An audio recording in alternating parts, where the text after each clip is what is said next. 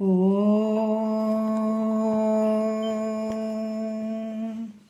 ಗುರುರ್ಬ್ರಹ್ಮ ಗುರುರ್ವಿಷ್ಣು ಗುರುರ್ದೇವೋ ಮಹೇಶ್ವರಃ ಗುರು ಸಾಕ್ಷಾತ್ ಪರಬ್ರಹ್ಮ ತಸ್ಮೈ ಶ್ರೀ ಗುರವೇ ನಮಃ. ಧ್ಯಾನ ಮೂಲ ಗುರುಮೂರ್ತಿ ಪೂಜ್ಯ ಮೂಲ ಗುರುಪಾದ ಮಂತ್ರ ಮೂಲ ಗುರುವಾಕ್ಯ ಮುಕ್ತಿ ಮೂಲೋ ಗುರುಕೃಪಃ. ಶ್ರೋತ್ರಿಯ ಬ್ರಹ್ಮನಿಷ್ಠ ಸದ್ಗುರು ಬಸವಾನಂದರ ಪಾದಕಮಲಗಳಿಗೂ ಹಾಗೂ ಅವರ ಪ್ರತಿರೂಪ ಅಂತ ನಿಜಗುಣಪ್ಪನವರ ಪಾದಕಮಲಗಳಿಗೂ ನನ್ನ ದೀರ್ಘದಂಡ ಪ್ರಣಾಮಗಳನ್ನು ಸಲ್ಲಿಸುತ್ತಾ, ಸದ್ಗುರು ಮಾರ್ಥಂಡ ಸಾಬಯ ಸದ್ಗುರುಳ ಪಾದಕಮಲಗಳಿಗೂ ಹಾಗೂ ರಾಯಪ್ಪ ಸದ್ಗುರುಳ ಪಾದಕಮಲಗಳಿಗೂ ನನ್ನ ದೀರ್ಘದಂಡ ಪ್ರಣಾಮಗಳನ್ನು ಸಲ್ಲಿಸುತ್ತಾ, ಗುರು ಸ್ವರೂಪರಾದಂಥ ನನ್ನ ಪತಿದೇವರಿಗೂ ಕೂಡ ನನ್ನ ದೀರ್ಘದಂಡ ಪ್ರಣಾಮಗಳನ್ನು ಸಲ್ಲಿಸುತ್ತಾ, ಮನದಲ್ಲಿ ಸ್ಮರಿಸಿಕೊಳ್ಳುತ್ತಾ ತಮ್ಮೆಲ್ಲರಿಗೂ ವಂದಿಸುತ್ತಾ. ಕೇಳಿಸ್ತಾ ಇದೆಯಲ್ಲ ಎಲ್ರಿಗೆ?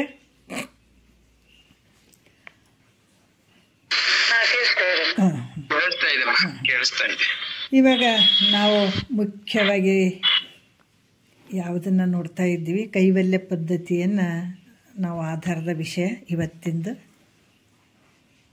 ಭಾಳ ವಿಶೇಷವಾಗಿರುವಂಥದ್ದು, ಮೂಲ ಇರುವಂಥದ್ದು. ಕೈವಲ್ಯ ಪದ್ಧತಿ ಒಳಗೆ ಭಾಳಷ್ಟು ವಿಚಾರಗಳನ್ನು ತಿಳಿಸಿದ್ದಾರೆ ಮಹಾತ್ಮರು, ನಿಜಗುಣರು. ಕೈವಲ್ಯ ಅಂದ್ರೆ ಮೋಕ್ಷ, ಪದ್ಧತಿ ಅಂದ್ರೆ ದಾರಿ. ಶ್ರೀ ಗುರು ಶಂಭುಲಿಂಗಾಯ ನಮಃ. ಗುರು ಬೇರೆ ಅಲ್ಲ, ಶಂಭುಲಿಂಗ ಬೇರೆ ಅಲ್ಲ, ಪರಮಾತ್ಮ ಬೇರೆ ಅಲ್ಲ. ಕೈವಲ್ಯ ಪದ್ಧತಿ ಅಂತಂದ್ರೆ ಇದು ಸಾಮಾನ್ಯದ್ದಲ್ಲ, ಇದು ಮುಕ್ತಿಯಾಗೆ ಮಾರ್ಗ ತೋರಿಸುವಂಥದ್ದು. ಮುಕ್ತಿ ಬೇಕನ್ನುವಂಥದಕ್ಕೆ ಇದು ಒಂದು ದಾರಿಯನ್ನು ತೋರಿಸುವಂಥದ್ದು. ಈ ಕೈವಲ್ಯ ಪದ್ಧತಿ, ಈ ಒಂದು ವಿಚಾರಗಳು ಸಿಗ್ಬೇಕಂದ್ರೆ ಭಾಳ ಜನ್ಮದ ಪುಣ್ಯ. ಬೇರೆ ಬೇರೆ ದಾರಿಗಳು ಭಾಳ ಸಿಗ್ತಾವೆ, ಆದರೆ ಮುಕ್ತಿಗೆ ದಾರಿ ಸಿಗೋದು ಭಾಳ ಕಷ್ಟ. ಮುಕ್ತಿಯ ಅಪೇಕ್ಷೆ ಇರ್ತದೆ ಖರೆ, ಆದರೆ ಮುಕ್ತಿಯ ಕರೆಕ್ಟಾಗಿ ಮಾರ್ಗ ಸಿಗಂಗಿಲ್ಲ. ನಾವು ಮುಕ್ತರಾಗಬೇಕನ್ನೋದು ಇರ್ತದೆ ಭಾವದಲ್ಲಿ, ಅದು ಕರೆಕ್ಟಾಗಿ ಆ ಮುಕ್ತಿ ಮಾರ್ಗಕ್ಕೆ ತೊಗೊಂಡು ಹೋಗುವಂಥ ಮಾರ್ಗ ಸಿಗಂಗಿಲ್ಲ. ಅದಕ್ಕೆ ಪುಣ್ಯ ಬೇಕು. ಕರೆಕ್ಟಾಗಿ ಸಿಕ್ಕಿತು ಅಂದರೆ ಅದಕ್ಕೆ ಪುಣ್ಯ ಬೇಕು. ಹಾಗಾಗಿ ಕೈವಲ್ಯ ಪದ್ಧತಿ ಅನ್ನುವಂಥದ್ದು ನಿಜಗುಣರು ಬರೆದಂಥದ್ದು. ಇದರಲ್ಲಿ ಶಿವಕಾರುಣ್ಯ ಸ್ಥಳ ಇಲ್ಲಿ ಮೊದಲನೇದ್ದು. ಈ ಕೆಲವು ವಿಚಾರಗಳನ್ನು ಹೇಳುತ್ತಾರೆ ಅವರು. ಏನಂತಾರೆ, ಈ ಒಂದನೆಯ ಪದ್ಯ ಇದು. ಈ ಒಂದನೇ ಪದ್ಯದಲ್ಲಿ ಹೇಳ್ತಾರೆ, ಏನು ಹೇಳ್ತಾರೆ ನೋಡೋಣ. ನಿಜಗುಣರು ಶಿವನ ಒಂದು ಕೃಪೆಯನ್ನು ಪಡ್ಕೊಳ್ಳುವಂಥದ್ದು. ಇಲ್ಲಿ ಮುಂದೆ ಹೇಳ್ತಾರೆ ಈ ವಿಚಾರಗಳನ್ನು ನೋಡೋಣ. ಶ್ರೀ ಗುರು ವಚನೋಪದೇಶವನ್ನು ಆಲಿಸಿದಾಗಳಹುದು ನರರಿಗೆ ಮುಕ್ತಿ ಅಂತ ಹೇಳ್ತಾರೆ. ಮುಕ್ತಿ ಇಲ್ಲಿ ಎಂಥ ಮುಕ್ತಿಯನ್ನು ತೋರಿಸುವಂಥ ಮಾರ್ಗವನ್ನು ತೋರಿಸುವಂಥ ಗುರು ಹೆಂಗಿರಬೇಕು ಅನ್ನುವಂಥದ್ದನ್ನು ಪ್ರಶ್ನೆ ಬರ್ತದೆ ಇಲ್ಲಿ. ಯಾರು ಬೇಕವರೇ ಕರ್ಕೊಂಡು ಹೋಗ್ತಾರೋ ಅಥವಾ ಗುರು ಎಂಥವ್ನು ಇರಬೇಕು ನಾವು ಮೊದಲು ತಿಳ್ಕೊಳ್ಬೇಕಾಗ್ತದೆ. ಗುರುಗಳು ಭಾಳಷ್ಟು ಜನ ಇರ್ತಾರೆ, ಹೌದಾ. ನಾವು ಎಲ್ಲರೂ ಈ ಮಾರ್ಗವನ್ನು ತೋರಿಸ್ತಾರ ಅಂತ ಅನ್ನುವಂಗಿಲ್ಲ. ಅದರಲ್ಲಿ ಕೆಲವರು ಮಾತ್ರ ಈ ಮೋಕ್ಷದ ದಾರಿಯನ್ನು ತೋರಿಸುವಂಥವ್ರು, ಮೋಕ್ಷಕ್ಕೆ ಕರ್ಕೊಂಡು ಹೋಗುವಂಥವ್ರು. ಅದಕ್ಕೆ ಶ್ರೀ ಅಂತಂದ್ರೆ ಅದಕ್ಕೆ ಬಹಳಷ್ಟು ವಿಚಾರಗಳು ಬರ್ತಾವೆ. ಶ್ರೀ ಅಂತ ಗುರುವಿನ ಮುಂದೆ ಶ್ರೀ ಅಂತ ಯಾಕೆ ಹಚ್ಚಬೇಕು ಅಂದಾಗ, ಅಲ್ಲಿ ಇವು ಷಡ್ಗುಣ ಐಶ್ವರ್ಯದಿಂದ ಕೂಡಿದಂಥ, ಷಡ್ಗುಣಗಳಿಂದ ಯುಕ್ತನಾದಂಥ ಯಾವುದು ಶ್ರೀ ಅನ್ನುವಂಥದ್ದು. ಜ್ಞಾನ, ವೈರಾಗ್ಯ, ಕೀರ್ತಿ, ಶ್ರೀ, ಬಲ, ಐಶ್ವರ್ಯ ಅನ್ನುವಂಥದ್ದು. ಇವ 6 ಗುಣಗಳಿಂದ ಕೂಡಿದಂಥದ್ದು. ಸ್ತ್ರೀ ಅಂದರೆ ಇಷ್ಟು ಬರಬೇಕು ಆ ಗುರುವಿನ ಹತ್ರ. ಏನಿರಬೇಕು? ಜ್ಞಾನ, ವೈರಾಗ್ಯ, ಕೀರ್ತಿ, ಶ್ರೀ, ಬಲ ಮತ್ತು ಐಶ್ವರ್ಯ. ಇವು ಷಡ್ಗುಣಗಳಿಂದ ಕೂಡಿದಂಥ ಗುರು ಇರಬೇಕು. ಅಂಥ ಗುರುವಿಗೆ ಶ್ರೀ ಅಂತ ಹಚ್ಚಬೇಕು. ಮತ್ತು ಇಲ್ಲಿ ಏನು ಹೇಳ್ತಾರೆ, ಗುರು ಎಂಥದ್ದು ಗುರು ಇರಬೇಕು? ಶ್ರೋತ್ರಿಯ ಬ್ರಹ್ಮನಿಷ್ಠ ಸದ್ಗುರು ಇರಬೇಕು. ಅಂದ್ರೆ ಹೇಳುವಂಥದ್ದು ಈ ಬ್ರಹ್ಮ ವಿದ್ಯೆಯನ್ನು ಹೇಳುವಂಥವನಾಗಿರಬೇಕು, ಮೋಕ್ಷದ ಮಾರ್ಗವನ್ನು ತಿಳಿಸುವಂಥವನಾಗಿರಬೇಕು, ಮತ್ತು ಅದಕ್ಕೆ ಬ್ರಹ್ಮನಿಷ್ಠತ್ವದನ್ನು ಗೊತ್ತಿರಬೇಕು. ಅದಕ್ಕೆ ಅಂಥ ಗುರುವಿನ ಉಪದೇಶವನ್ನು ಕೇಳಿದಾಗ, ಈ ವಾಕ್ಯಗಳನ್ನು, ನೀತಿ, ಭಕ್ತಿ ಮತ್ತು ಈ ಬ್ರಹ್ಮದ ಉಪದೇಶವನ್ನು ಆಲಿಸಿದಾಗ, ಕೇಳಿದಾಗ, ಇಲ್ಲಿ ಆಲಿಸಿದಾಗ ಅಂತ ಹೇಳಿದ್ದಾರೆ ಅಂದರೆ ಕೇಳಬೇಕನ್ನುವಂಥದ್ದು, ಆಲಿಸ್ಬೇಕನ್ನುವಂಥದ್ದು, ತಿಳ್ಕೊಳ್ಬೇಕನ್ನುವಂಥದ್ದು. ಅಲ್ಲಿ ಓದಿದಾಗ ಮತ್ತು ಬರೆದಾಗಂತ ಹೇಳಿಲ್ಲ.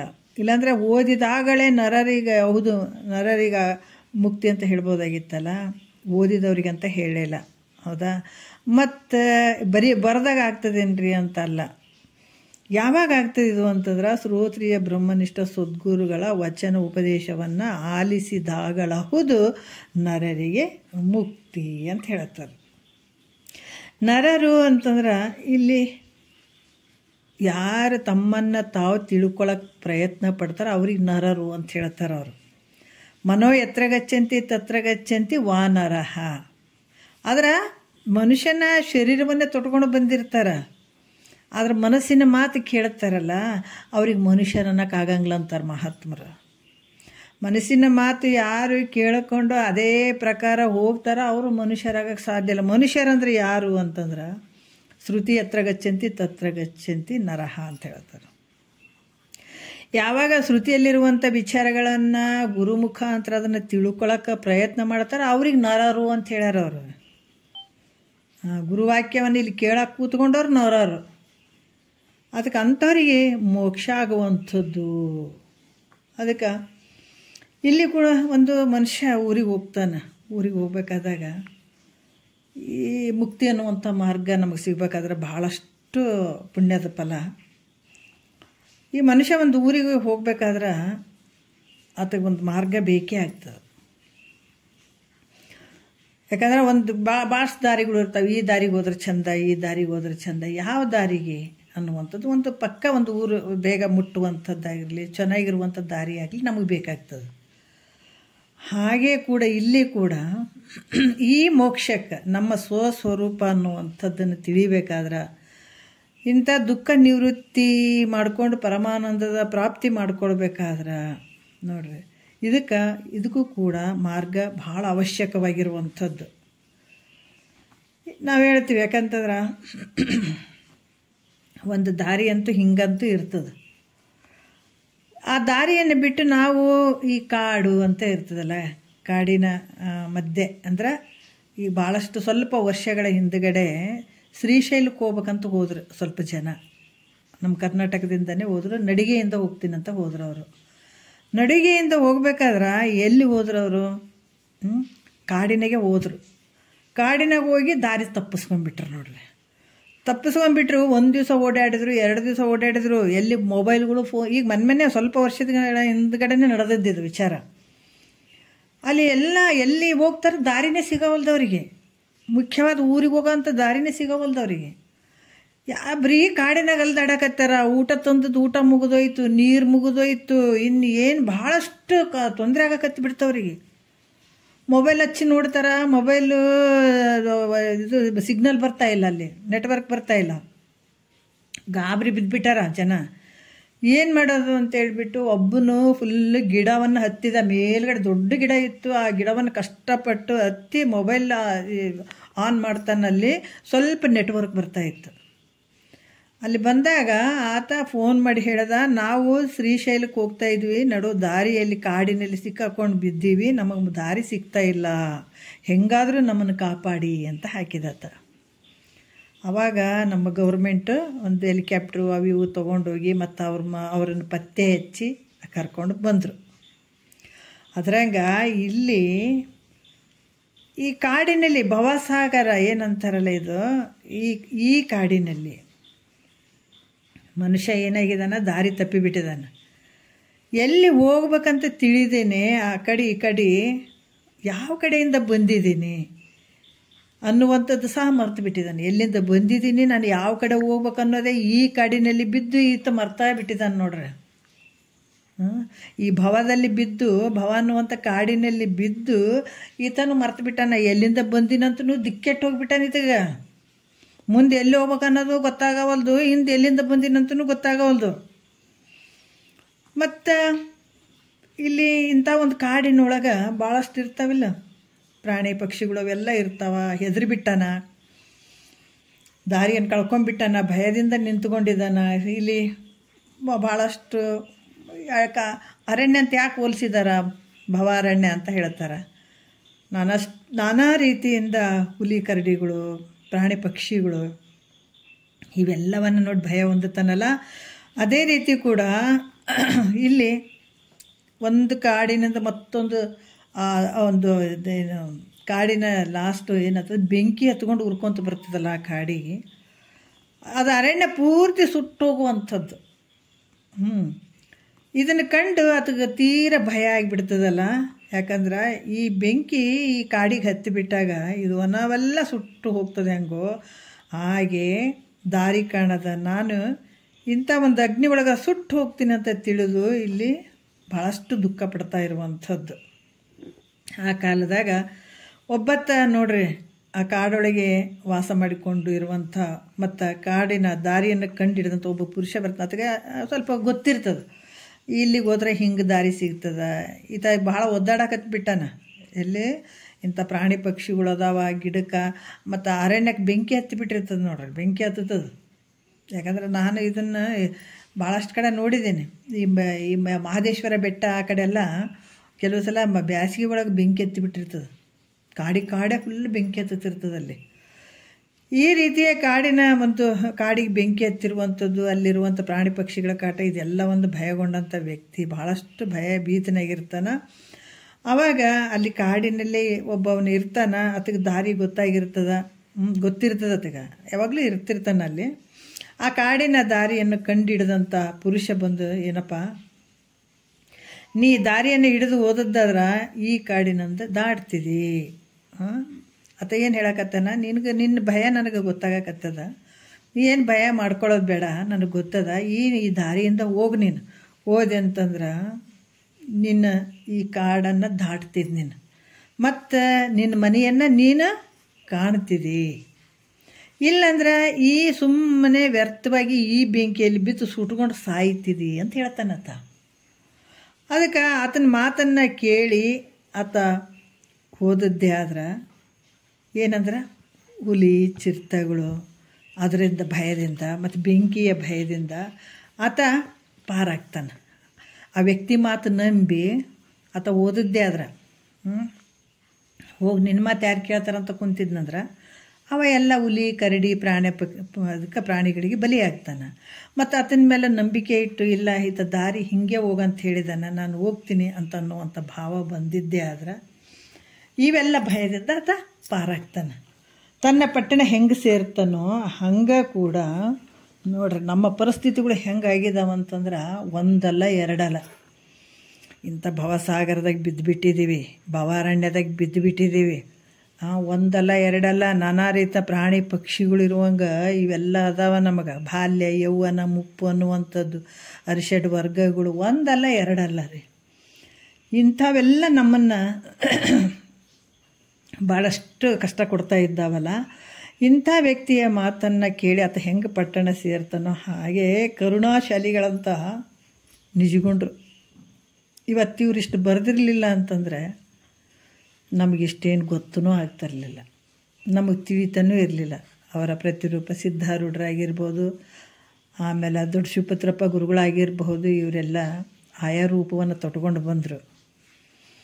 ಯಾಕಂದ್ರೆ ಹಂಗೈತೆ ನೀತಿ ನೇಮನ ಹಂಗೈತೆ. ಯದಾ ಯದಾ ಹಿ ಧರ್ಮಸ್ಯ ಗ್ಲಾನಿರ್ಭವತಿ ಭಾರತ ಅಭ್ಯುತ್ಥಾನಂ ಅಧರ್ಮಸ್ಯ ತದಾತ್ಮನಾಂ ಸೃಜಾಮ್ಯಹಂ ಪರಿತ್ರಾಣಾಯ ಸಾಧೂನಾಂ ವಿನಾಶಾಯ ಚ ದುಷ್ಕೃತಂ ಧರ್ಮ ಸಂಸ್ಥಾಪನಾರ್ಥಾಯ ಸಂಭವಾಮಿ ಯುಗೆ ಯುಗೆ ಅಂತ ಹೇಳ್ತಾರಲ್ಲ.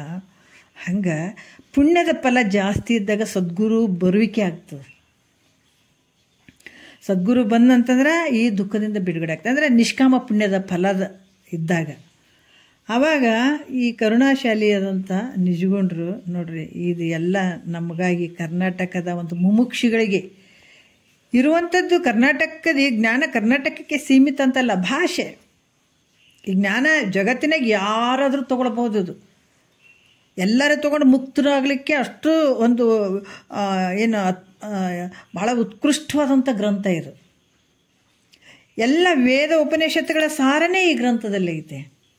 ನಾವಿದನ್ನು ಬಿಟ್ಟು ನಾವೇನೋ ವೇದ ಉಪನಿಷತ್ತುಗಳು ನೋಡೋಕೆ ಹೋಗ್ತೀವಿ, ಅಲ್ಲಿ ನೋಡೋಕೆ ಹೋಗ್ತೀವಿ, ಇಲ್ಲಿ ಏನು ಬೇಕಾಗಿಲ್ಲ. ಈ ಒಬ್ಬ ಮನೆಯಲ್ಲಿ ನಾವು ಹೇಳ್ತೀವಿ ಭಾಳ ಈ ಮಾಮೂಲಿ ನೀರುಗಳು ಬಂದಾಗ ಅನಾರೋಗ್ಯ ಆಗ್ತದೆ, ಬರೀ ಡೈರೆಕ್ಟ್ ಕುಡಿದ್ರೆ ಅನಾರೋಗ್ಯ ಬರ್ತದೆ ಅಂತ ಹೇಳಿಬಿಟ್ಟು ನಾವು ಒಂದು ಅಕ್ವಾಗಾರ್ಡೋ ಅಥವಾ ಏನೋ ಹಾಕ್ಸಿಬಿಟ್ಟು ಫಿಲ್ಟರ್ ನೀರು ಕುಡಿತೀವಿ. ಹೌದಾ? ಒಂದು ಕರುಣೆಯಿಂದ ಮನೆಗೆ ಅಪ್ಪ ಅಮ್ಮನ ಹಾಕ್ಸಿರ್ತಾರೆ ಅದನ್ನು. ಅವ ನೀರನ್ನು ನಾವು ಫಿಲ್ಟ್ರ್ ಮಾಡಿ ಕುಡಿತೀವಲ್ಲ, ಅದು ಆರೋಗ್ಯಕ್ಕೆ ಒಳ್ಳೆಯದು. ಅವಿವು ನೀರು ಯಾವ ಕುಡಿಯೋದು ಬೇಕಾಗಿಲ್ಲ ನಮಗೆ. ಅದೇ ರೀತಿ ಕೂಡ ಇಲ್ಲಿ ನಿಜಗೊಂಡ್ರು ಈ ಎಲ್ಲ ಒಂದು ವೇದ ಉಪನಿಷತ್ತುಗಳ ಒಂದು ಸಾರ ಆ ಫಿಲ್ಟರ್ ಮಾಡಿ ಕೊಟ್ಟಿದ್ದಾರೆ ಇಲ್ಲಿ. ಸುಮ್ಮ ಕುಡಿಬೇಕಷ್ಟೇ ನೋಡ್ರಿ. ಅದಕ್ಕೆ ನಿಜಗೊಂಡ್ರು ಕೂಡ ಏನು ಮಾಡಿದಾರ ಅಂತಂದ್ರೆ, ಕರುಣಾಶಾಲಿಗಳಾದಂಥವ್ರು, ಮುಮುಕ್ಷಿಗಳ ಉದ್ಧಾರಕ್ಕಾಗಿ ಬಂದಂಥವ್ರು, ಇವರು ಏನು ಮಾಡಿದಾರ ಅಂತಂದ್ರೆ ಆ ದಾರಿಯನ್ನು ತೋರಿಸ್ತಾರೆ, ಮುಕ್ತಿಯ ದಾರಿಯನ್ನು ತೋರಿಸ್ತಾರೆ. ಯಾಕೆ ಕಳ್ಕೊಂಡ್ಬಿಟ್ಟಾನ ದಾರಿ, ತನ್ನ ಸ್ವಂತ ಊರಿಗೆ ಹೋಗೋದೇನೋ ಅದು ತನ್ನ ಪಟ್ಟಣಕ್ಕೇನು ಸೇರಬೇಕಾಗ್ಯದ, ಅದು ದಾರಿ ಮರ್ತದಕ್ಕಾಗಿ ಕರುಣಾಶಾಲಿಯಾದಂಥ ನಿಜಗೊಂಡ್ರು ಈ ದಾರಿಯನ್ನು ತೋರಿಸ್ತಾರೆ. ಯಾಕಂದರೆ ಜೀವನ ಆದಂಥವನು ತಾಯಿಯ ಗರ್ಭದಲ್ಲಿ ನೋಡ್ರಿ, ಈತ ಜೀವಾತ್ಮ ಆದಂಥವ್ನು ಏನು ಮಾಡ್ತಾನೆ, ತಾಯಿ ಗರ್ಭದಲ್ಲಿಯೇ ನಾನು ತಾಯಿ ಗರ್ಭದಿಂದ ಹೊರಬಿದ್ದ ಮೇಲೆ ನೋಡ್ರಿ ತನ್ನ ಯಥಾರ್ಥವಾದಂಥ ಸ್ವರೂಪವನ್ನೇ ತಿಳಿದು ಮೋಕ್ಷವೆಂಬ ಸ್ವಸ್ವರೂಪ ಸ್ಥಿತಿಯನ್ನು ಹೊಂದುತ್ತೇನಂತ ಬಂದಿದ್ದಾನಿತ.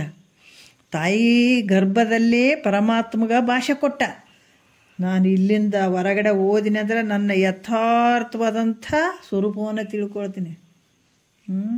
ತಾಯಿಯ ಗರ್ಭದೋಳು ನಾನಿರ್ದ ವೇಳೆಯೋಳು ಅಲ್ಲಿ ಅತಿ ಬಾಧೆಗೆ ಮನಮನೊಂದು ಪೇಸುತಿಹ ಪೇಯವನ್ನು ಬಿಟ್ಟಿತೇತಕ್ಕಿಂತ ಪರಮುಟ್ಟಿರುವೆ ನಾ ಆಯುಷ್ಯ ಮಿಹದರೊಳಗಾಗಿ ಕಾಯಜ ವಿರೋಧಿ ಗುರು ಶಂಭುಲಿಂಗವನ್ನು ಒಲಿಸಿ ಮಾಯನ್ನು ಮೀರಿ ಭವವನ್ನು ಗೆಲ್ಲುವೆನೆಂಬ ಸಮುದಾಯದ ಅಧಿಕಾರವೆನ್ನದು ಮರೆದನದಕ್ಕಿನ್ನು ಉಪಾಯವೇ ಧರ್ಮ ಅಂತ ಹೇಳ್ತಾರೆ. ಹಂಗೆ ಅನ್ಕೊಂಡಿತ್ತು ಹೊರಗೆ ಬಂದಾನ, ನಾನು ಏನು ಮಾಡ್ತೀನಿ, ಭವವನ್ನು ಗೆಲ್ಲುತ್ತೀನಿ, ಮಾಯನ್ನು ಮೀರ್ತೀನಿ, ನಿನ್ನನ್ನು ಕಾಣ್ತೀನಿ ಅಂತ ಹೇಳಿ ಬಂದಾನ, ಮಾತು ಕೊಟ್ಟು ಬಂದೈತಿತ. ಬಂದುಬಿಟ್ಟು ಏನು ಮಾಡಿದ, ಪಣ ತೊಟ್ಟು ಬಂದತ. ಇಲ್ಲಿ ದಾರಿ ಗೊತ್ತಿಲ್ಲದೆ ಬಂದ. ಇವನು ಸಂಸಾರ ಅನ್ನುವಂಥ ಕಾಡಿನಲ್ಲಿ ಬಂದು ಬಿದ್ದು ಏನು ಮಾಡಿದ, ಇಲ್ಲಿ ತನ್ನನ್ನು ತಾನೇ ಮರ್ತು ಬಿಟ್ಟ.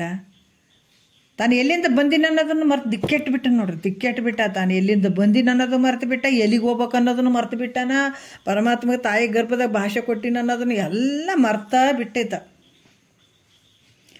ಇಂಥ ಒಂದು ಸಂಸಾರ ಅನ್ನುವಂಥ ಕಾಡಿನಲ್ಲಿ ಬಂದು ಬಿದ್ದುಬಿಟ್ಟ. ಇಲ್ಲಿ ಕೂಡ ಈ ಬಾಲ್ಯ ಅವಸ್ಥೆ ಅನ್ನುವಂಥ ಮಂಗ ಬುದ್ಧಿ ಇರ್ತದಲ್ಲಿ, ಬಾಲ್ಯ ಅವಸ್ಥೆ ಅನ್ನುವಂಥದ್ದು ಅಲ್ಲೊಂಚೂರು ಇಲ್ಲೊಂಚೂರು ಓಡಾಡೋದು, ಅಲ್ಲಿ ಬೀಳೋದು, ಇಲ್ಲಿ ಹೇಳೋದು, ಇವೆಲ್ಲ ನಡೀತಾವೆ. ಇದು ಒಂದು ಮಂಗನ ಒಂದು ಕಿರ್ಚಾಟ ಅದ. ಯೌವನ ಅವಸ್ಥೆಯಲ್ಲಿ ನರಿಯೇ ಕೂಗುತ್ತಿದೆ, ನರಿ ಹೆಂಗಿರ್ತದೋ ಆ ಥರ ಯೌವನ ಅವಸ್ಥೆಯಲ್ಲಿ ಇರುವಂಥದ್ದು. ಮುಪ್ಪಾವಸ್ಥೆಯಲ್ಲಿ ಹುಲಿಯು ಅಲ್ಲಿ ಕೂಡ ಅದರ ಒಂದು ಶಬ್ದ ಹೆಂಗೆ ಮಾಡ್ತದೆ ಆ ರೀತಿಯಾಗಿ ಮುಪ್ಪಾವಸ್ಥೆಯಲ್ಲಿರುವಂಥದ್ದು. ಮರಣಾವಸ್ಥೆಯಲ್ಲಿ ಸಿಂಹ ಅನ್ನುವಂಥದ್ದು ನುಂಗುತ್ತೀನಿ ಅಂತ ನಿಂತಂಗಿದು. ಮರಣಾವಸ್ಥೆ ಅಂದರೆ ಸುಮ್ಮನೆ ಮುಂದೆ ಇಲ್ಲಿ ಕೂಡ ಒಂದಲ್ಲ ಎರಡಲ್ಲ ದುಃಖಗಳು ನೆನೆಸ್ಕೊಂಡು ಹೋದ್ರೆ ನಮಗೆ 4 ದುಡ್ಡು ಕೈಯಾಗಿದ್ರೆ ರೇ ಅವರೇನು ಇವ್ರೇನು ಅಲ್ಲ, ಎಂಥ ಮಹಾತ್ಮರು ಬಂದರೂ ಕೂಡ ಅವ್ರೇನು ರೀ ಅಂತ ಹೇಳ್ತೀವಿ. ಹೌದಲ್ಲ, ಬೆಲೆ ಗೊತ್ತಿರ್ಬೇಕಲ್ರಿ. ಡಾಕ್ಟ್ರ್ ಭಾಳ ಸ್ಪೆಷಲಿಸ್ಟ್ ಇರ್ತಾರೆ, ಎಂಥ ಡಾಕ್ಟ್ರ್ ಇದ್ರು ಕೂಡ ಆತ್ರಿ ಡಾಕ್ಟ್ರ್ ರೀ ಹಂಗ್ರಿ ಹಿಂಗ್ರಿ ಅಂತ ಹೇಳ್ತೀವಿ. ಡಾಕ್ಟ್ರ್ ಬೆಲೆ ಯಾವಾಗ ಗೊತ್ತಂದ್ರೆ ನಮಗೆ ರೋಗ ಆದಾಗ ತೂ ಡಾಕ್ಟ್ರ್ ನೀವೇ ಗತ್ತಿರಿ, ನಮ್ಗೆ ಹೆಂಗಾರ ಮಾಡಿ ಉಳಿಸ್ರಿ ಅಂತ ಹೋಗ್ತೀವಿ ನಾವು ಅಲ್ಲ. ಅದ್ರಾಗ ಗುರು ಮುಂದಿದ್ರು ಕೂಡ ನಮಗೆ ಬೆಲೆ ಗೊತ್ತಾಗಲ್ಲ. ಯಾಕೆ ನಾ ಕೈಯಾಗ ರೊಕ್ಕ ಇರ್ತದೆ, ರೂಪಾಯಿ ಇರ್ತದೆ, ಆಸ್ತಿ ಇರ್ತದೆ, ಅಂತಸ್ತು ಇರ್ತದೆ, ಅವ್ರೇನು ಇವ್ರೇನು. ಆದ್ರೆ ನಿಜವಾದ ದುಃಖನೇ ಗೊತ್ತಿಲ್ಲಲ್ಲ. ಅದಕ್ಕೆ ಇಲ್ಲೇನು ಹೇಳ್ತಾರೆ, ಮತ್ತು ಮರಣಾವಸ್ಥೆ ಅನ್ನುವಂಥದ್ದು ಈ ಒಂದು ಸಾವು ಅನ್ನುವಂಥದ್ದು ನುಂಗುವಂಥದ್ದು. ಮತ್ತು ಮುಂದೆ ಇಷ್ಟೇ ಆಯ್ತೇನು ಅಂತಂದ್ರೆ ಆಧ್ಯಾತ್ಮಿಕ, ಆದಿಭೌತಿಕ, ಆದಿದೈವಿಕ ಅನ್ನುವಂಥ ತ್ರಿತಾಪಗಳನ್ನುವಂಥ ಬೆಂಕಿ ಈ ಅರಣ್ಯದಲ್ಲಿ ಇವು ಬರುವಂಥದ್ದು. ಯಾಕಂದರೆ ಆಧ್ಯಾತ್ಮಿಕ ಅನ್ನುವಂಥದ್ದು ಮನಸ್ಸಿಗೆ ಮತ್ತು ಶರೀರಕ್ಕೆ ಬರುವಂಥ ದುಃಖ ಇದು. ಆದಿಭೌತಿಕ ಅಂತಂದ್ರೆ ಪಂಚಭೂತಗಳಿಂದ ಮತ್ತು ಪ್ರಾಣಿ ಪಕ್ಷಿಗಳಿಂದ ಇದರಿಂದ ಆಗುವಂಥ ದುಃಖಗಳು. ಆದಿದೈವಿಕ ದುಃಖ ಅಂತಂದ್ರೆ ಎಲ್ಲ ಹಲವಾರು ಒಂದು ಇದರಿಂದ ಗ್ರಹಗತಿಗಳಿಂದ, ದೇವತೆಗಳಿಂದ ಹಿಂಗೆಲ್ಲ ಆಗುವಂಥ ದುಃಖಗಳು ಇರ್ತಾವೆ. ಈ ತ್ರಿತಾಪಗಳ ರೂಪವಾಗಿದ್ದಂಥ ಈ ಬೆಂಕಿ ಉರಿತಾ ಬರುವಂಥದ್ದು. ಇದನ್ನೆಲ್ಲ ಕಂಡಂಥ ಈ ಜೀವಾತ್ಮ ಏನು ಮಾಡಿದಾನ ಬಹಳಷ್ಟು ದುಃಖ ಪಡ್ತಾನೆ. ಈ ದುಃಖಗಳಿವು ಇವನ ಅರಣ್ಯರೋಧವನ್ನು ಅಷ್ಟೊಂದು ದುಃಖ ಪಡುವಂಥದ್ದನ್ನು ಕಂಡು ಈ ಸಂಸಾರ ಅನ್ನುವಂಥ ಅರಣ್ಯವನ್ನು ದಾಟ್ಲಿಕ್ಕೆ ದಾರಿಯನ್ನು ಕಂಡಂಥ ನೋಡ್ರಿ, ಇದು ಒಂದಲ್ಲ ಎರಡಲ್ಲ, ಇದು ಈ ಭವಾರಣ್ಯ ಅನ್ನುವಂಥದ್ದು ಅದು ಮುಗಿಲಾರ್ದ ಕತ್ತಿ. ಇದು ಯಾವಾಗ ಮುಗೀತದೆ ಅಂದ್ರೆ ಮತ್ತೆ ಇಂಥ ನಿಜಗೊಂಡ್ರು ಮಹಾತ್ಮರಲ್ಲ ಅವ್ರ ಪಾದಕ್ಕೆ ಬಂದು ಬಿದ್ದು ಈ ಕೇಳುವಂಥದ್ದು ಐತಲ್ಲ, ಇದರಿಂದನೇ ನಾವು ಅಂಥ ಊರನ್ನು ತಲುಪಲಿಕ್ಕೆ ಸಾಧ್ಯ ಆಗ್ತದೆ. ಅದಕ್ಕೆ ಇಲ್ಲಿ ಕೂಡ ಈ ಸಂಸಾರ ಅನ್ನೋಂಥ ಕಾಡಿಂದ ದಾಟಕ್ಕೆ ದಾರಿಯನ್ನು ಕಂಡಂಥ ಮಹಾ ಕರುಣಾಶಾಲಿಗಳಾದಂಥ ಯಾರಪ್ಪ ಕರುಣಾಶಾಲಿ. ಮತ್ತು ಕರುಣಾಶಾಲಿ ಅಂತ ಭಾಳ ಚಂದ ಇಟ್ಟಾರ. ಕರುಣೆಯಿಂದ ಕೂಡಿರ್ಬೇಕು ಅವರು. ಪಾಪ ಹೆಂಗಾರ ಮಾಡಿ ಇಷ್ಟು ಕಾಡಿನಾಗ ಅದಾವ, ಇಷ್ಟು ಪ್ರಾಣಿಗಳ ಮಧ್ಯೆ ಅದಾವ, ಇಷ್ಟು ದುಃಖದಾಗ ಅದಾವ, ಇದರಿಂದ ಪಾರು ಮಾಡ್ಬೇಕು ಅನ್ನುವಂಥ ಕರುಣಾಶಾಲಿ ಆದಂಥ ನಿಜಗುಣ ಶಿವಯೋಗಿಗಳು ಈ ದಾರಿಯನ್ನು ತೋರಿಸುವಂಥವ್ರು ಆದ್ರು ನೋಡ್ರಿ. ಗೊತ್ತಿತ್ತು ಅವರಿಗೆ. ಹಾಗಾಗಿ ಇಂಥ ದಾರಿ ಹೋದ್ರೆ ಇಂಥವ್ರಿಗೆ ಆನಂದ ಆಗ್ತದ, ದುಃಖದಿಂದ ಬಿಡುಗಡೆ ಆಗ್ತಾರೆ ಅನ್ನುವಂಥ ಭಾವದಿಂದ ಈ ದಾರಿಯನ್ನು ತೋರಿಸ್ತಾರೆ. ಇದು ದಾರಿಯನ್ನು ಹಿಡ್ಕೊಂಡು ಯಾರು ಹೋಗ್ತಾರೆ ಈ ಮಾತನ್ನು ನಂಬಿ, ಮಹಾತ್ಮರ ವಾಕ್ಯವನ್ನು ನಂಬಿ, ಯಾಕಂದ್ರೆ ಆತ ದಾರಿ ನೋಡೇನತ ಅದು ಗೊತ್ತದ ಅಂತ ತಿಳ್ಕೊಂಡು ಅಂಥ ಮಾರ್ಗದಾಗ ನಾನು ಹೋದ್ರೆ ನನಗಿಂತ ಆನಂದ ಸಿಗ್ತದ, ಇಂಥ ದುಃಖದಿಂದ ನಾ ಪಾರಾಗ್ತೀನಿ ಅನ್ನುವಂಥ ಆ ಒಂದು ವಿಚಾರವನ್ನು ತಿಳ್ಕೊಂಡು ಅವ್ರು ಹೇಳ್ದಂಗೆ ಮಹಾತ್ಮರು ಹೇಳ್ದಂಗೆ ಈತ ನಡೆದ ಅಂತಂದ್ರೆ ಅಂಥ ಒಂದು ಆನಂದದ ಊರನ್ನು ತಲುಪುತ್ತಾನ ಅಂತ ಹೇಳ್ತಾರೆ ಅವರು.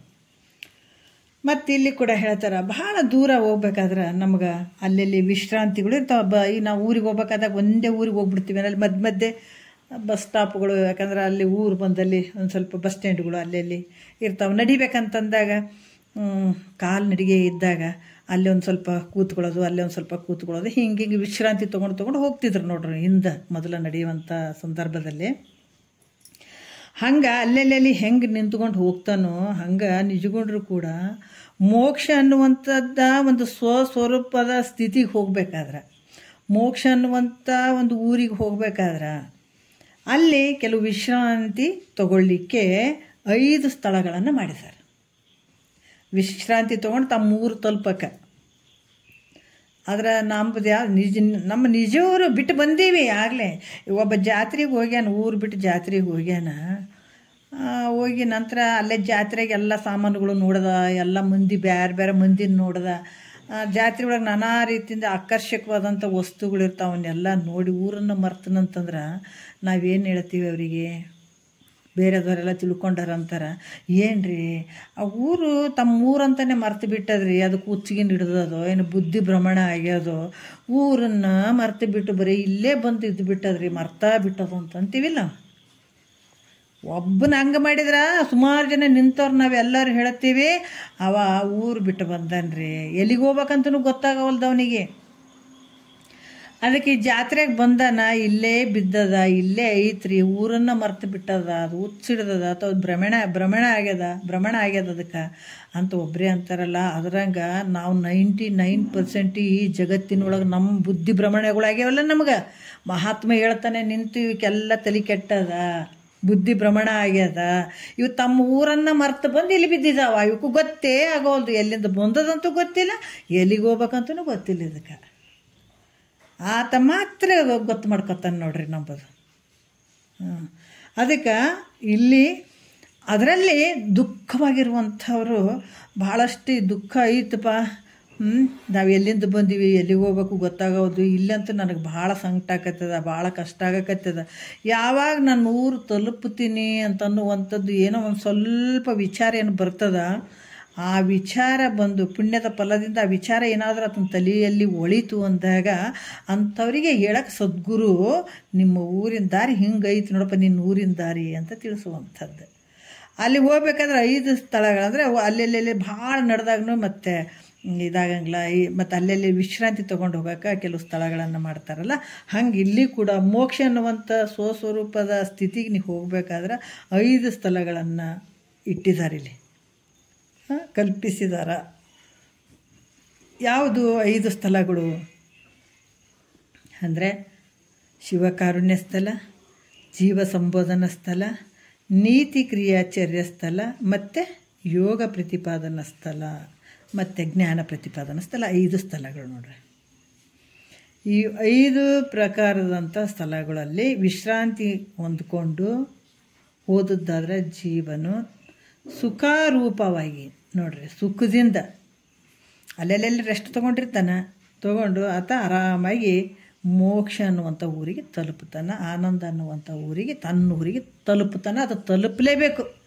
ಈಗ ನಾವು ಆಲ್ರೆಡಿ ಬಿಟ್ಟು ಬಂದೀವಲ್ಲ, ಅದು ತಲುಪಲಿಲ್ಲ ಅಂದರೆ ನಿನಗೆ ಯಾವಾಗೂ ಸಮಾಧಾನ ಇಲ್ಲ, ನೆಮ್ಮದಿ ಇಲ್ಲ, ಯಾವ ಜನ್ಮಕ್ಕೂ ನೆಮ್ಮದಿ ಇಲ್ಲ. ಮತ್ತು ನಮ್ಮ ಊರಿಗೆ ನಾವು ತಲುಪಿದಾಗೆ ನಮಗೆ ನೆಮ್ಮದಿ ಇರ್ತದೆ.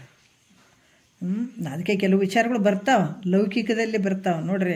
ಎಲ್ಲಿ ಹುಟ್ಟಿದಾನ ಎಲ್ಲರ ಸಾಯಿಲಿ ವೈದ್ಯಕ್ಕೆ ತನ್ನ ಊರಿಗೆ ಹಾಕ್ತಾರೆ. ಯಾಕಂದರೆ ಒಂದು ಲೌಕಿಕದಲ್ಲಿ ಇರುವಂಥದ್ದು. ಇದನ್ನು ನಾವು ತತ್ವದಲ್ಲಿ ತಿಳ್ಕೊಬೇಕು. ನಾವು ಎಲ್ಲಿಂದ ಬಂದೀವಿ ಅಲ್ಲಿಗೆ ಸೇರಬೇಕಾಗ್ಯದ. ಯಾರೋ ಸತ್ತಿದಾರಪ್ಪ, ಅವ್ರು ಡೆಲ್ಲಿ ಒಳಗಾರ ಸಾಯ್ಲಿ, ಹೊರಗಿನ ದೇಶದಾಗಾರ ಸಾಯ್ಲಿ, ಎಲ್ಲೇನ ಸಾಯ್ಲಿ, ಅಯ್ಯೋ ತಮ್ಮ ಊರಿಗೆ ತರ್ತಾನೆ ರೀ, ಅಲ್ಲಿ ಹುಟ್ಟಿದ ಊರಿಗೆ ತರ್ಬೇಕಲ್ರಿ ಅಂತೀವಿ, ಹೌದಿಲ್ಲ? ಮತ್ತು ಎಲ್ಲಿ ವ್ಯವಹಾರ ಮಾಡಿ ಎಲ್ಲಿ ಸಂಸಾರ ಮಾಡಿದ್ರು ಕೂಡ ತನ್ನ ಊರಿಗೆ ಬಂದಾಗೆ ಇಲ್ಲ, ಇಲ್ಲಿ ತನ್ನ ಊರಿಗೆ ತಂದ ಮಾಡೋದ್ರಿ ಯೋಗ್ಯ ಅಂತ ಹೇಳ್ತೀವಲ್ಲ. ಅದ್ರಂಗ ಎಲ್ಲಿಂದ ಬಂದಿದ್ದಾನೆ ಅಲ್ಲಿಗೆ ಸೇರ್ಬೇಕಾದಂಥದ್ದು ಯೋಗ್ಯ, ಇದನ್ನು ತಿಳ್ಕೊ ಅಂತ ಹೇಳ್ತಾರೆ ಅವರು. ಅದಕ್ಕೆ ಈ ಜಗತ್ತನ್ನುವಂಥದ್ದು ಹೆಂಗಂದ್ರೆ ಪ್ರಾಕ್ಟಿಕಲ್ಲಾಗಿ ಯೋಚನೆ ಮಾಡ್ಬೇಕು. ಅದಕ್ಕೆ ಪ್ರಾಕ್ಟಿಕಲ್ಲಾಗಿ ವಿಚಾರ ಮಾಡಬೇಕಾದಂಥದ್ದು. ಮತ್ತು ನೀನು ಎಲ್ಲಿಂದ ಬಂದಿದೆ ಅಲ್ಲಿಗೆ ಸೇರಿದಾಗೆ ನಿನ್ನ ಸಾರ್ಥಕತದ ಜೀವನ, ಅಲ್ಲಿ ತನ್ನ ಆಗಂಗಿಲ್ಲ ಅನ್ನುವಂಥದ್ದು. ಇಲ್ಲಿ ಜೀವನ ಸುಖರೂಪನಾಗಿ ತನ್ನ ಸ್ವರೂಪ ಮೋಕ್ಷದ ಸ್ವರೂಪವನ್ನು ಮುಟ್ತಾನೆ. ಇಲ್ಲಾಂದ್ರೆ ಪುನರಪಿ ಜನನಂ ಪುನರಪಿ ಮರಣಂ ಪುನರಪಿ ಜನನೇ ಜಠರೇ ಶಯಂ.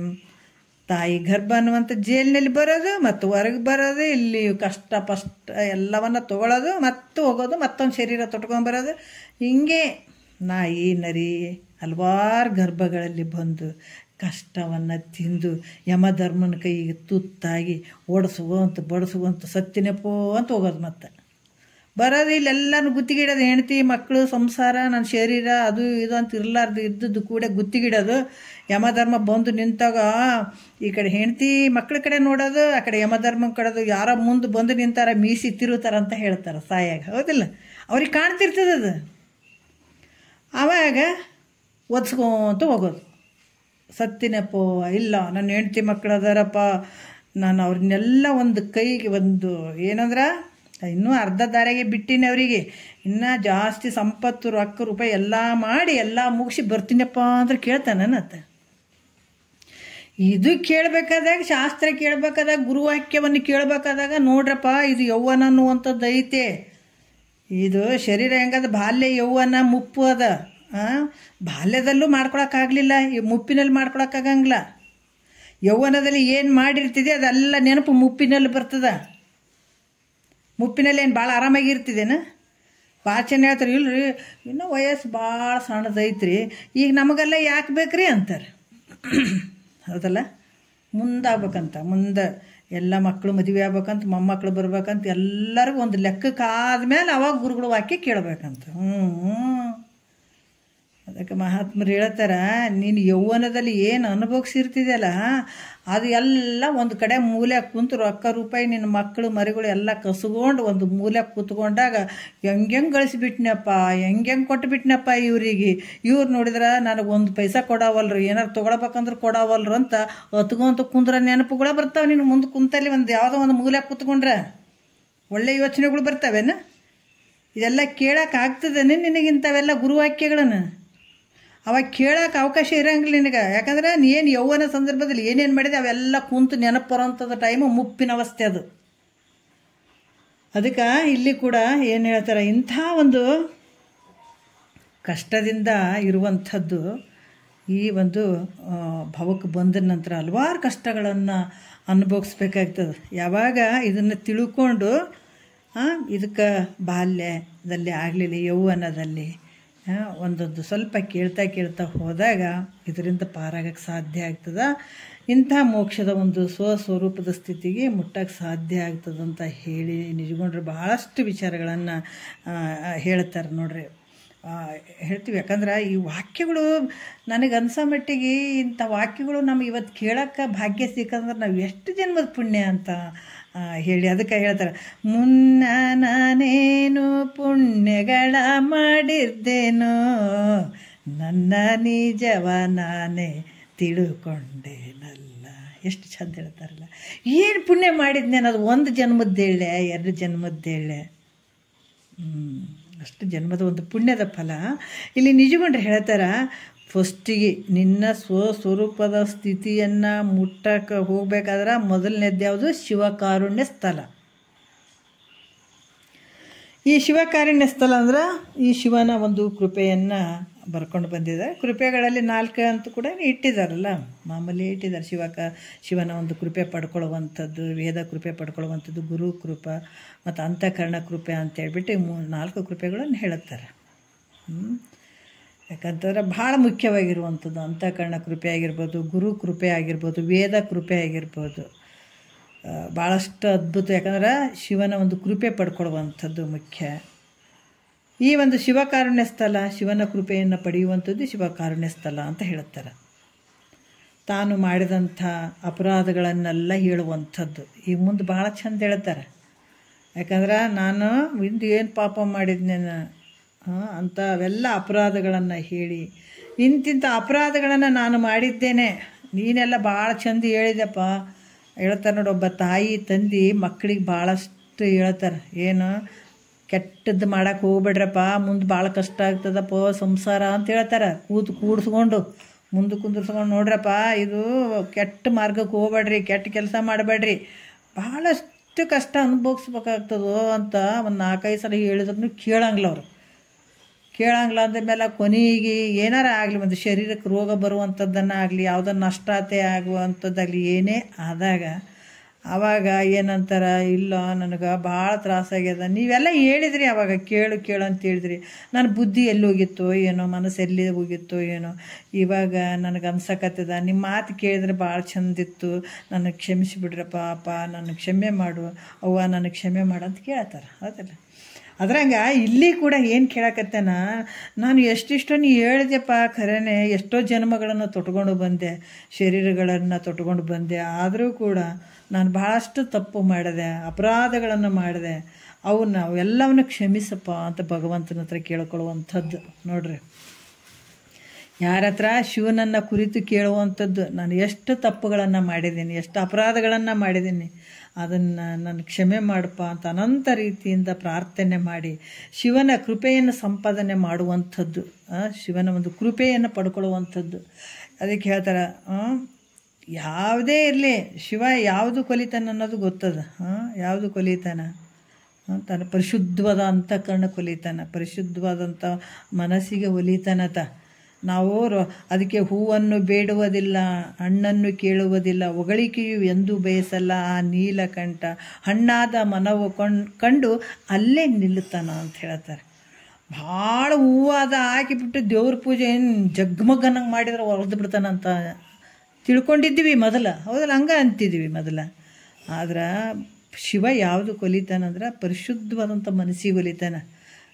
ಎಲ್ಲರ ಒಂದು ಮನಸ್ಸಿನಲ್ಲಿ ದೋಷಗಳಿರ್ತಾವಲ್ಲ, ಅದಕ್ಕೆ ಇಲ್ಲಿ ಕೂಡ ಅಂತಃಕರಣದಲ್ಲಿರುವಂಥ ಮಲದೋಷ, ವಿಕ್ಷೇಪ ದೋಷ, ಆವರಣ ದೋಷಗಳು ಇರ್ತಾವಿಲ್ಲಿ. ಅದಕ್ಕೆ ಈ ಶಿವನ ಒಂದು ಕೃಪೆಯನ್ನು ಪಡ್ಕೊಳ್ಬೇಕಾದಾಗ ನಾವು ಇದನ್ನು ಭಾಳ ಮುಖ್ಯವಾಗಿರುವಂಥದ್ದು, ಈ ದೋಷಗಳು ನಿವೃತ್ತಿ ಆಗಬೇಕಾದಾಗ ನಾವು ಶಿವನ ಒಂದು ಕೃಪೆಯನ್ನು ಪಡ್ಕೊಳ್ಬೇಕಾಗ್ತದೆ. ಇಲ್ಲಾಂದ್ರೆ ಆ ಮಲದೋಷಗಳನ್ನು ತೆಗೆಲಿಕ್ಕೆ ಆಗಂಗಿಲ್ಲ. ಅದಕ್ಕೆ ಇವೆಲ್ಲವುಗಳನ್ನು ನಾನು ಕ್ಷಮೆ ಮಾಡಪ್ಪ ಅಂತ ಶಿವನನ್ನು ಕುರಿತು ಅನಂತ ರೀತಿಯಿಂದ ಪ್ರಾರ್ಥನೆ ಮಾಡಿ ಶಿವನ ಕೃಪೆಯನ್ನು ಸಂಪಾದನೆ ಮಾಡುವಂಥದ್ದು. ಯಾವುದಕ್ಕೂ ಒಲಿಯಂಗಿಲ್ಲ ನೋಡ್ರಿ, ಭಕ್ತಿ ಭಾವಕ್ಕೆ ಮಾತ್ರ ಭಗವಂತ ಒಲಿತಾನ ಅಂತ ಪರಮಾತ್ಮನ ಒಂದು ಪ್ರಾರ್ಥನೆ ಮಾಡುವಂಥದ್ದು, ಸ್ತುತಿ ಮಾಡುವಂಥದ್ದು ಮಾಡಿ ಶಿವನ ಕೃಪೆಯನ್ನು ತನ್ನಲ್ಲಿರುವಂಥ ಹಲವಾರು ಒಂದು ದುಃಖಗಳನ್ನು ಹೇಳ್ಕೊಳ್ಳುವಂಥದ್ದು. ಅಪ್ಪ ನನಗೆ ಇಷ್ಟು ದುಃಖ ಆಯಿತು, ಹಿಂಗಾಯಿತು, ನನಗೆ ಹಂಗಾಯಿತು ಅಂತ ಆ ಭಗವಂತನ ಮುಂದೆ ಹೇಳ್ಕೊಂಡು, ಶಿವನ ಮುಂದೆ ಹೇಳ್ಕೊಂಡು ಆ ಕೃಪೆಯನ್ನು ಸಂಪಾದನೆ ಮಾಡುವಂಥದ್ದು ಯಾವುದು? ಶಿವಕಾರುಣ್ಯ ಸ್ಥಳ ಅಂತಾರೆ ಅದಕ್ಕೆ. ಮತ್ತು ಜೀವ ಸಂಪಾದನಾ ಸ್ಥಳ ಯಾಕೆ ಹೇಳಿದರು ಅಂತಂದ್ರೆ, ಏನು ಇದನ್ನು ಎಲ್ಲ ಹೇಳ್ಕೊಂಡ ನನಗಿಂಥ ಕಷ್ಟ ಬಂತು, ಅಷ್ಟು ಕಷ್ಟ ಬಂದದಪ್ಪ, ನಾ ಭಾಳ ಅಪರಾಧ ಮಾಡಿದ್ನು ಅಂತೆಲ್ಲ ಏನು ಹೇಳ್ಕೊಂಡಿದ್ನಲ್ಲ, ಆವಾಗ ಜೀವ ಸಂಬೋಧನಾ ಸ್ಥಳ ಜೀವನಿಗೆ ಎಚ್ಚರಿಕೆ ಕೊಡುವಂಥದ್ದು ಜೀವ ಸಂಬೋಧನಾ ಸ್ಥಳ. ಅಲ್ಲ, ನೀನು ಸಂಸಾರ ನಿನಗೆ ಯಾಕೆ ಇಷ್ಟು ಕಷ್ಟ ಬಂದದ? ಎಲ್ಲೋ ಜೀವನೇ ಸಂಸಾರದಲ್ಲಿ ಇದ್ದಂಥ ನಿನ್ನ ಮೋಹ. ಯಾಕಂದ್ರೆ ನಿನಗೆ ಯಾಕೆ ಇಷ್ಟು ಕಷ್ಟ ಬಂದದಪ್ಪ ಅಂದ್ರೆ, ಈಗೇನು ಮೊದಲು ಭಾಳ ಮಂದಿಗೆ ಬಿಟ್ಟು ಬಂದಿದೆ, ಮುಂದೆ ಭಾಳ ಮಂದಿನೂ ಇರ್ತಾರೆ. ಈಗೇನು ಕಣ್ಣಿಗೆ ನೋಡಿದಿ, ಇದು ಶರೀರ ಬಂದದ, ಶರೀರದಲ್ಲಿರುವಂಥ ಇಂದ್ರಿಯಗಳು ಮತ್ತು ಈ ಸಂಸಾರ, ಹೆಂಡತಿ, ಮಕ್ಕಳು, ಇದ್ರ ಮೇಲೆ ನೀನು ಭಾಳ ಮೋಹ ಮಾಡ್ತಿದ್ದಲ್ಲ. ಅದಕ್ಕೆ ಈ ಬುದ್ಧಿಯಿಂದಲೇ ನೀನು ದುಃಖ ಬಂದಿರುವಂಥದ್ದು ನಿನಗೆ. ಯಾಕೆ ಮತ್ತು ಈ ಶರೀರ ಬಂತು, ಇಷ್ಟೆಲ್ಲ ದುಃಖಗಳು ಬಂತು, ನಮಗೆ ಇಷ್ಟೆಲ್ಲ ಹೊಡೆತಗಳು ಬೀಳಕತ್ತೇವಿಲ್ಲ. ನಮಗೆ ಮಧ್ಯೆ ಪ್ರಾರಬ್ಧ ಕರ್ಮ ಅನ್ನುವಂಥ ಹೊಡೆತ ಬೀಳ್ತಾನೆ ಇರ್ತಾವಿವು.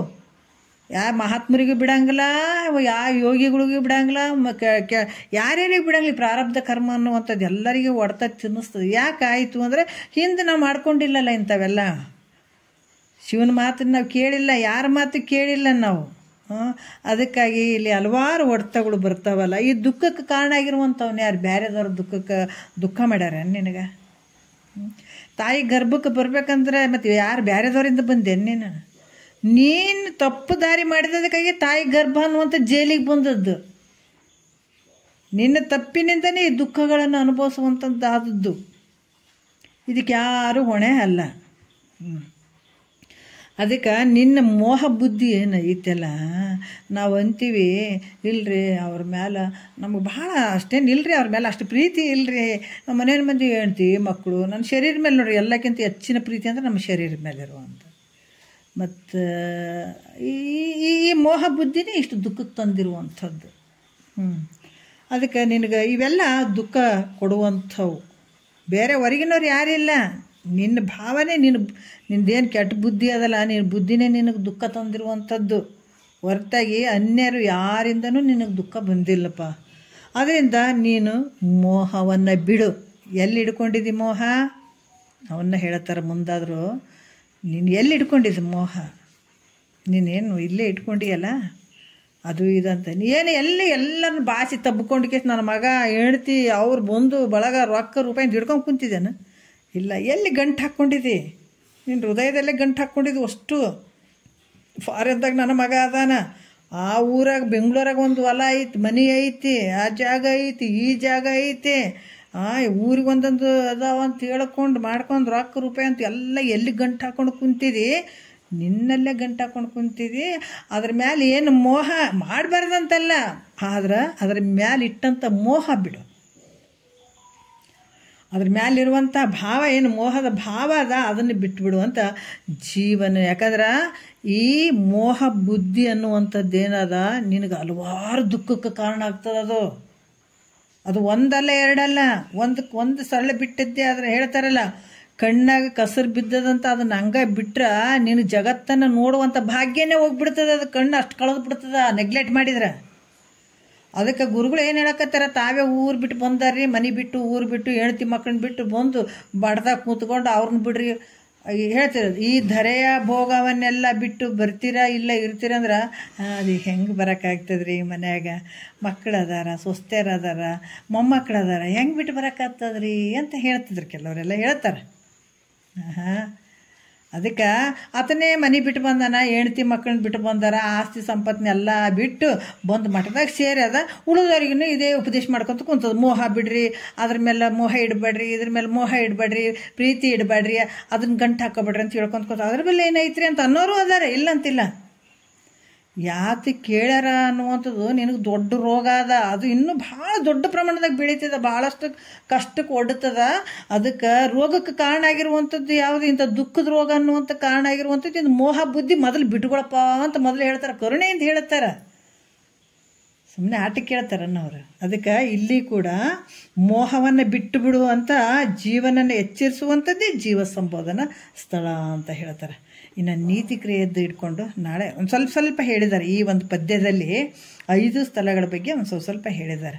ಮತ್ತೆ ಮುಂದೆ ಶುರು ಆಗ್ತಾವೆ. ಇದನ್ನು ಮತ್ತೆ ನಾಳೆ ನೀತಿ ಕ್ರಿಯೆದ ಬಗ್ಗೆ ಒಂದು ಸ್ವಲ್ಪ ಸಂಕ್ಷಿಪ್ತವಾಗಿ ಹೇಳಿದಂಥ ವಿಚಾರಗಳನ್ನು ನೋಡಿಕೊಂಡು ನಾಳೆ ನೋಡೋಣ. ಒಂದೆರಡು ಮತ್ತು ಗುರುಗಳು ಪಾದಕ್ಕೆ ಅರ್ಪಿಸಿ ಹರವು.